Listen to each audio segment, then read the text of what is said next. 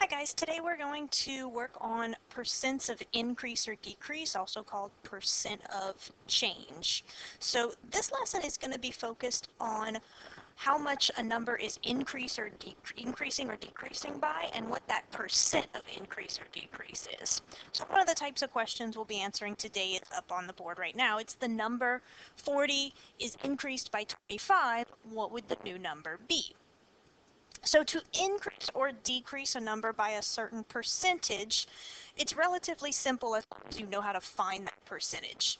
So since 25% is a fourth of something, we know that 25% of 40 would be 10.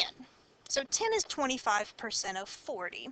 So if I need to increase a number by 25%, I simply increase it by that amount, 10, and my new value would be 50. So after increasing a number like 40 by 25%, you get 50 as a new answer because you're going to add 25% of 40 to that value.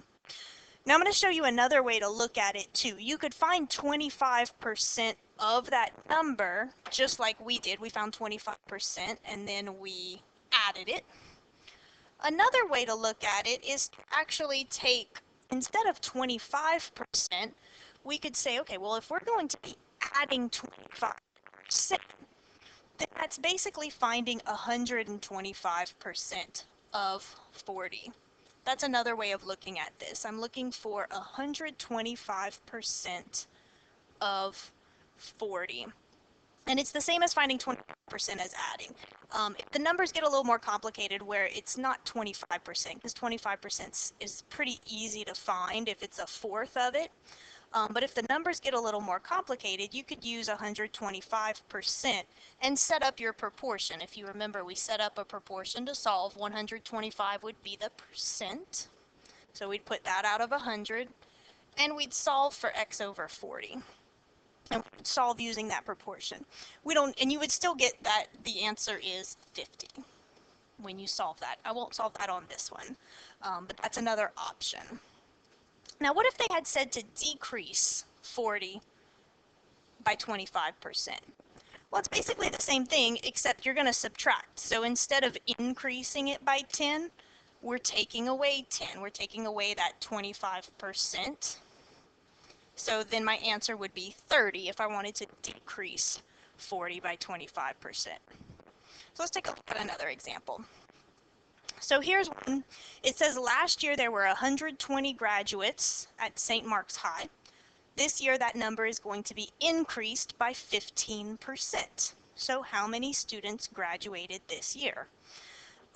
So one way to do it is to find 15% of the original number. So this is two different ways to do it. Find 15% of 120, and since we're increasing it by that amount, we're going to then add that number to 120.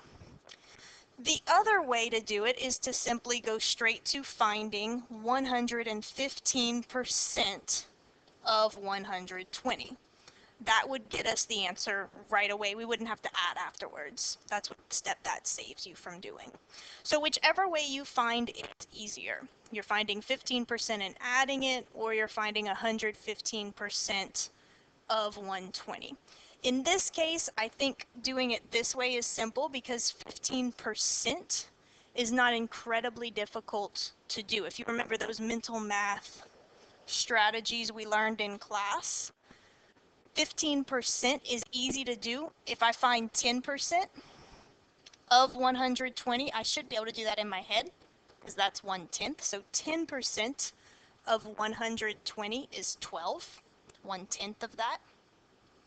And 5% would be half that. 5% is half 10%. So 5% would be 6, which means 15% is 18. So if 15% of those 120 graduates is equal to 18, then I can increase it by 15% just by taking 120, adding 18, and my new number of graduates for this year should be 138. So doing increase or decrease is example, it's really the same way you've always solved percents. You just have to add or subtract it to increase or decrease your original number. Now, finding the percent that it's being increased or decreased by is a little trickier. So let's take this as an example. The number of people attending a company's annual meeting dropped from 240 to 168. By what percent did the attendance fall? If you think back to the problems we did earlier, like this, when we were looking for a percent of increase, when we were increasing it by a percent, the amount that we were increasing by, in this case 18, was a 15% of the original number. We have to keep that in mind. The amount that it's increasing or decreasing by is a percent of the starting number or the original number. So in this case, when we're increasing it by 15%, we're talking about 15% of the original. In this example, the original number or the starting number is 240. So in order to figure out what the percent of increase or decrease is, first off, I need to know by how much is it increasing or decreasing by. Well, if I look at the 240 and 168, I need to figure out how much it went down by. It definitely decreased, and we always want to deal with positive numbers, whether it's going up or down, we're dealing with positive difference. So take the bigger number, subtract the smaller number, just to see by how much it went up or down. So in this case, we'll do this real quick. It went down by 72 people. So they lost 72 people. In order to find the percent of change that is, what we want to know is, okay, 72 is what percent of the original number, in this case, 240. So 240 is the original number. If 72 people dropped out or were decreased by 72, we need to know 72 is what percent of that 240. So that'll tell us the percent that it decreased by. So to do that, we can set up a proportion. You might be able to use other means. Sometimes people like writing an equation or using mental math. I'm going to set up a proportion for this one. To find 72 is what percent of 240. We don't know our percent. So that means we'll have x over 100 on one side. And on the other side, we'll have 72 on the top, 240 on the bottom. So notice how this is set up from the original problem. What you'll hear a lot when doing percent increase or decrease is that this value right here is the change over original. It's the amount that the value is changing, going up or down by, over the original. That's your part over whole, because that's what you're looking for a percent of. You're looking for the it's increasing or decreasing by. So by how much did it go up? You'll always have to do some subtraction to figure out the difference. That's your change, and it's always the original number that it's out of, because we're looking for a percent of the original. So then we're just going to solve this. So we're going to cross multiply our means and extremes, get 240x on one side, 7,200 on the other side. And then I divide both sides by 240. And I get, I think, a nice whole number, 30%. So my amount of change is a 30%. Make sure when you put your answer, most of the time, you're going to need to specify whether or not that percent was an increase or decrease. In this case, it dropped.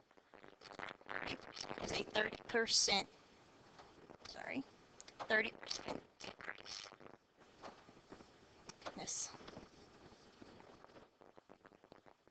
So when you write your answer, you want to specify increase or decrease for your percent.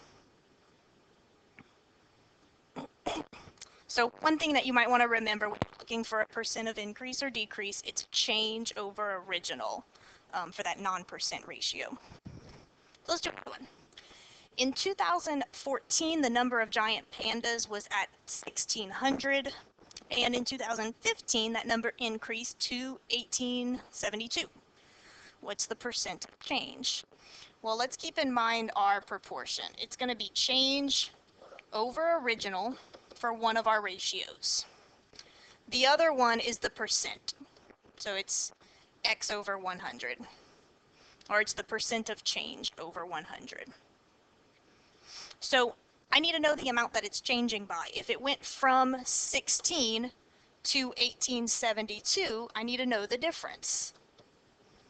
And that ends up being 272, so that's my change. 272 goes on top. The original is what it started at. It's the first amount they give you. So in this case, that's 1600. And then I solve from there. So I'll do means and extremes. 1600x equals 27200. Divide both sides by 1600. Now these zeros cancel out, and you can divide 272 divided by 16. It actually comes out to a nice whole number. It's 17. So the percent of change is 17%. And this time it's going to be an increase, so that's a 17% increase in the number of pandas.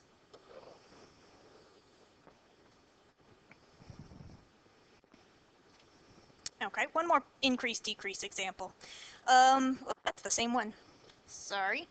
One more, here we go.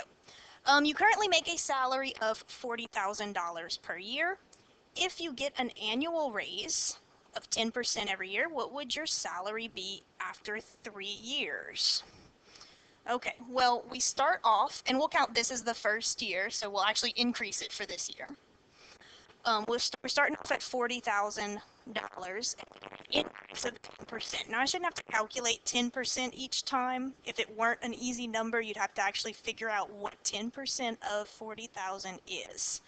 Now, we should know that 10% of 40,000 is 1/10, so we kind of just take off a 0 because you're moving the decimal one time. So it's 4,000. So I get a raise after year 1. It's a good idea to make a table. So this is year 1. I get a raise of 4,000. That puts my new total salary at $44,000. So after the first year, I make $44,000 instead of $1,000. Now, I can't just add 4,000 again for the second year, because when I get raises, and this happens a lot with raises or depreciation values of cars, if you have a percent of increase or decrease over and over again, that 10% increase isn't going to stay 4,000 every time. It's going to now be 10% of my salary now, which is 44,000. So for the second year, I'm making 44,000. So I'm going to get a 10% raise on the 44,000. 10% of 44,000 is 4,400. So it's actually a good thing. I get a little bit more money because now I'm getting 10% of a larger value because my salary is larger. So this year, my raise is 4,400. So now my salary is up to 48,400. And I'm going to do this one more time. I do this however many years or times I need to based on the problem. So I need to go 3 years. We'll go one more year. Now my current salary is 48,400. I'm going to get a 10% raise. That means my raise is going to be $4,840, which brings my total when I add 48,400 to 4840. My new salary is $53,240 at the end of the third year. So that's how much my salary is. That is my answer for this question. Just keep in mind, if you're doing repetitive percent increase or decrease, you have to actually do it separate times because you're going to have a different amount that you're finding that percent of. So you have to find 10% of the new value each time, just like we did in this case. So that's a quick overview of percent increase and decrease.